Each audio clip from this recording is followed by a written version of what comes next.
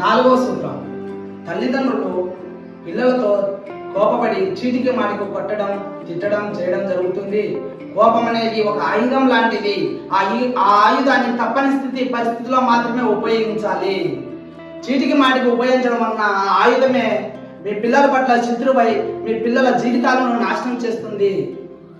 ఐదవ సూత్రం, పిల్లలకు చదువు రాదని, పిల్లలు ఎందుకు పనికిరాలని పిల్లలను నిరుత్సాహపరచడం చేయకండి.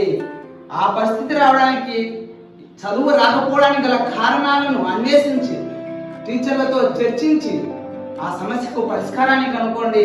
అలాగే వారు ఏ రంగాలలో నైపుణ్యాలు ఉన్నారో గుర్తించి ఆ నైపుణ్యం పట్ల ప్రోత్సహించండి పిల్లలను. ఖచ్చితంగా ఏదో ఒక రంగంలో, ఆటల్లో కానీ, పాటల్లో కానీ, అలాగే ఏదైనా కానీ డాన్సులో కానీ ఏదో ఒక రంగంలో ఖచ్చితంగా నిష్ణాతులై మీ పిల్లవాళ్ళు గొప్పవాళ్ళు అవుతారు.